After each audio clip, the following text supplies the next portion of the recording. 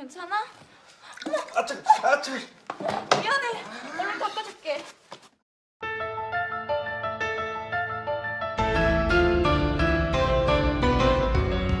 Halo Pak De Lover, ketemu lagi ya sama Pak De. Dan seperti biasa, kali ini Pak De bakal mendongeng sebuah alur cerita dari film-film yang kalian request. Dan untuk hari ini, requestan datang dari teman kita berikut ini.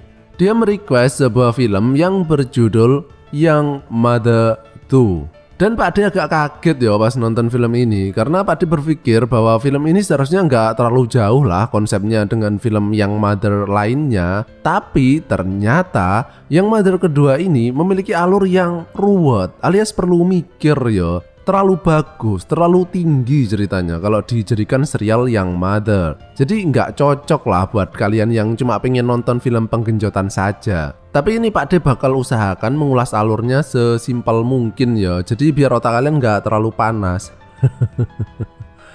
Ya wes lah, langsung saja kita masuk ke video. Silahkan klik dulu tombol subscribe-nya, klik-klik. Kalau sudah, silakan duduk yang manis, jejer yang rapi. Siapkan oskadon, panadol, paracetamol, paramex, bodrex, permen encup-encup dan Pak De puter intro nih Pak De.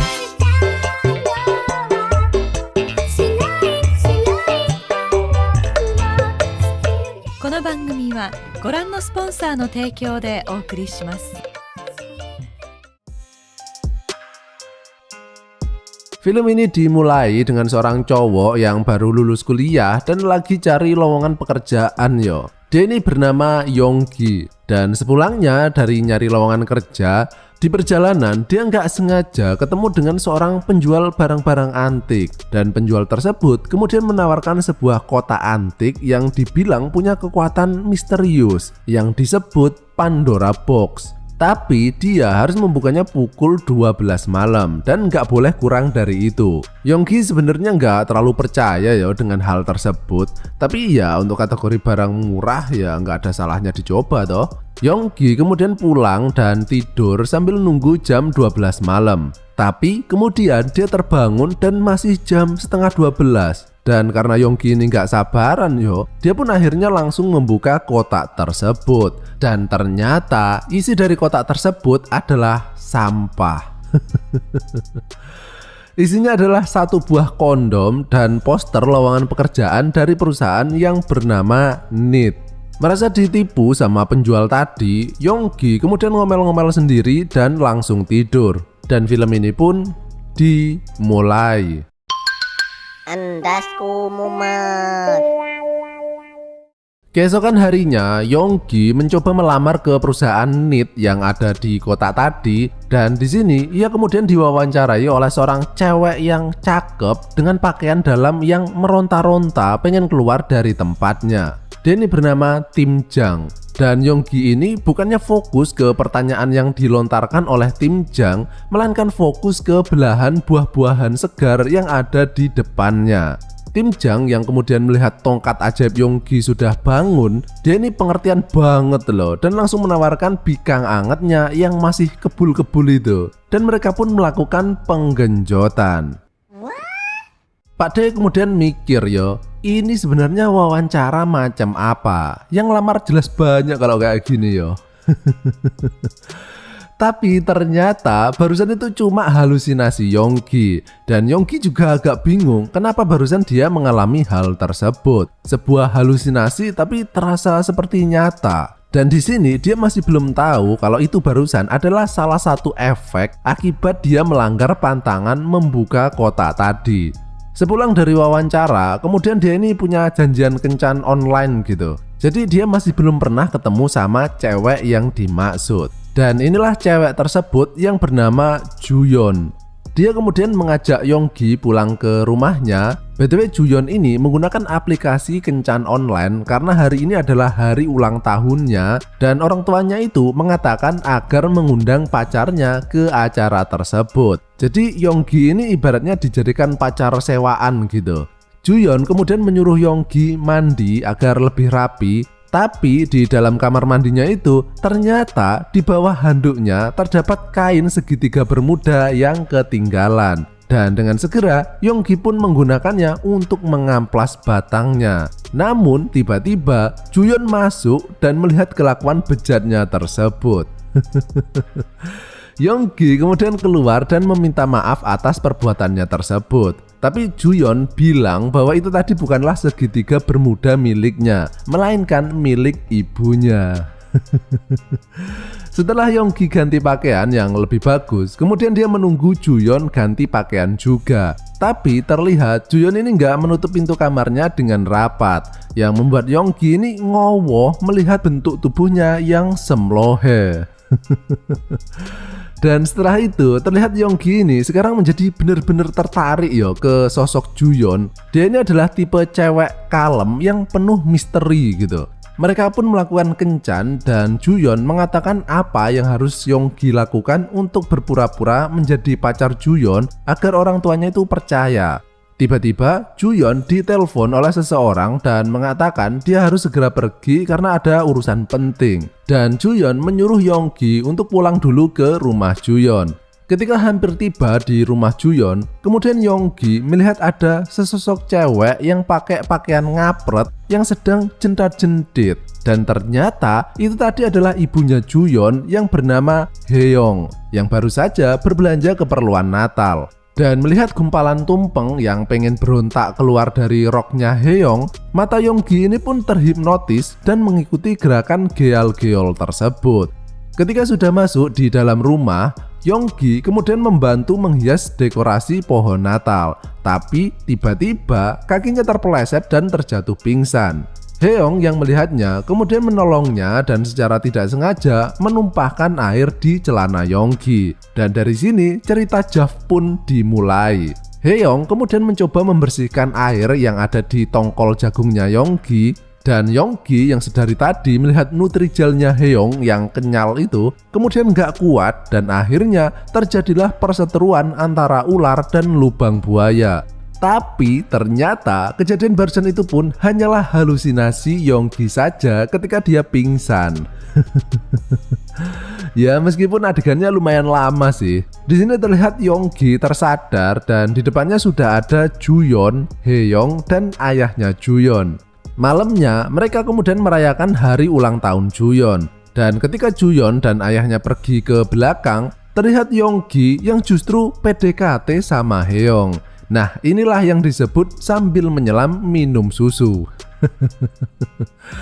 Acara ulang tahun tersebut pun selesai dan orang tua Juyeon juga sudah pulang. Sementara itu Juyeon mengantar kepergian Yonggi dan berterima kasih atas bantuannya sudah berpura-pura menjadi pacarnya, ya meskipun cuma sehari sih. Namun Yonggi berharap agar besok mereka bisa bertemu lagi. Yonggi pun pulang sambil menelpon temennya dan bercerita bahwa hari ini dia nih bahagia banget karena bertemu dengan seorang cewek yang menurutnya sangat menarik. Dia pun langsung pulang dan langsung bergegas untuk tidur. Dan disinilah Pak D kaget dengan cerita film ini. Waktu menunjukkan setengah 12 malam seperti pas dia membuka Pandora Box kemarin. Dan tiba-tiba dia ini diteleport ke waktu pagi hari persis seperti hari kemarin, yaitu di depan pintu perusahaan NIT tadi ketika dia hendak melamar pekerjaan.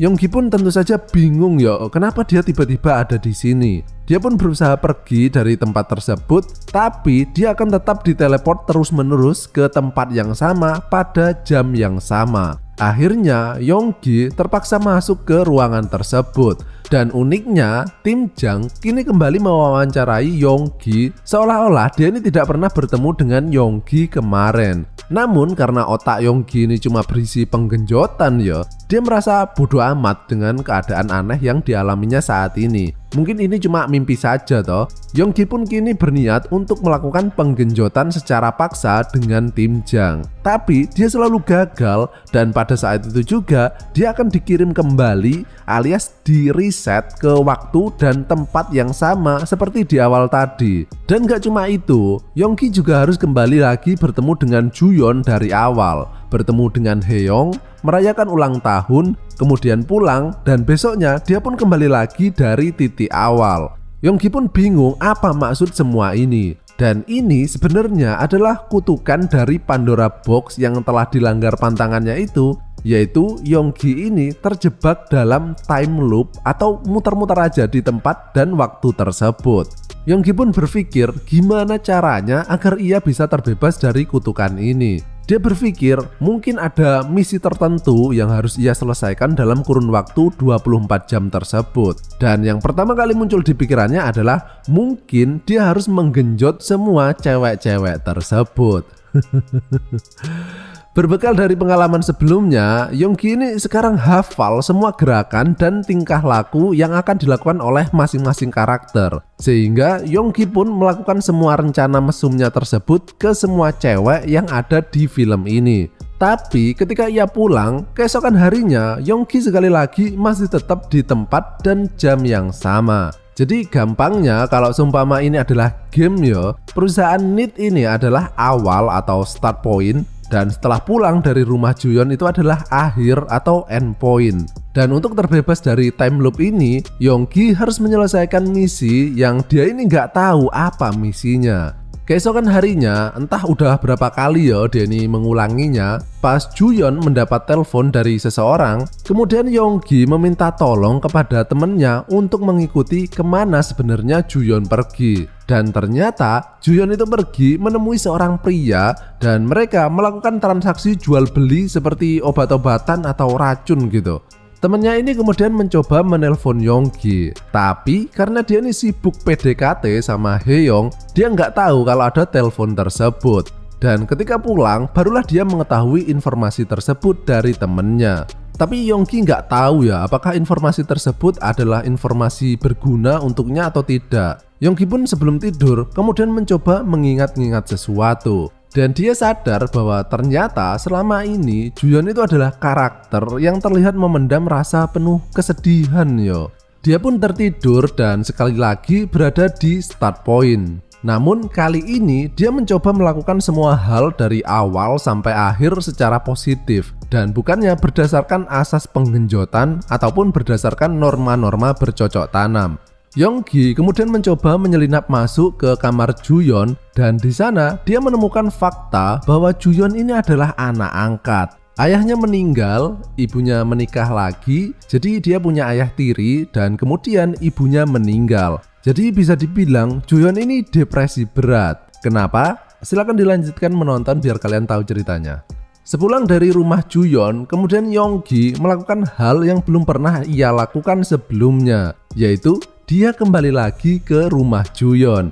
Terlihat tidak ada siapapun di rumah tersebut dan Yonggi masuk ke kamar Juyeon dan di sana ia mendapati obat yang dibeli Juyeon dari transaksi COD-an tadi. Tiba-tiba terdengar suara dari bawah. Yonggi kemudian bersembunyi di dalam lemari baju dan terlihat Juyeon yang sedang bersama dengan seorang pria dewasa yang berlaku kasar kepadanya. Dan dia ini adalah ayah tirinya yang berotak mesum. Jadi selama ini ayah tirinya ini memaksa Juyeon untuk memuaskan nafsu makannya. Dan Juyeon nggak bisa mengatakan hal tersebut kepada siapapun sehingga dia ini depresi banget.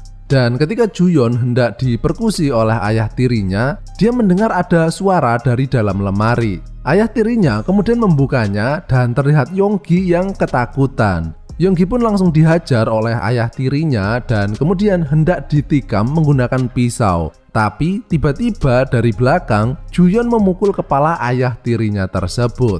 Setelah tersadar, terlihat Juyeon yang sudah bersiap-siap menusuk ayah tirinya. Namun Yonggi kemudian melarangnya dan mengajaknya untuk pergi dari tempat tersebut. Juyeon yang kemudian teringat dengan kedua orang tuanya akhirnya mau mengikuti ajakan Yonggi. Jadi bisa dibilang selama ini Yonggi itu gagal karena pada end point, yaitu pas Yonggi pulang ke rumah, sebenarnya Juyeon itu tadi didatangi oleh ayah tirinya, dia diperkusi dan kemudian dia bunuh diri. Jadi misi dari Yonggi sebenarnya adalah menyelamatkan Juyeon. Juyeon pun dibawa ke tempat Yonggi dan akhirnya untuk pertama kalinya Yonggi pun berhasil menikmati bikang anget. Karena selama ini adegan penggenjotan sebelumnya itu ceritanya itu cuma hayalan saja toh. Keesokan harinya, Yonggi kembali terbangun, tapi kali ini terlihat Juyeon yang benar-benar ada di sampingnya. Yang artinya Yonggi ini telah terbebas dari kutukan tersebut. Dan film ini pun berakhir.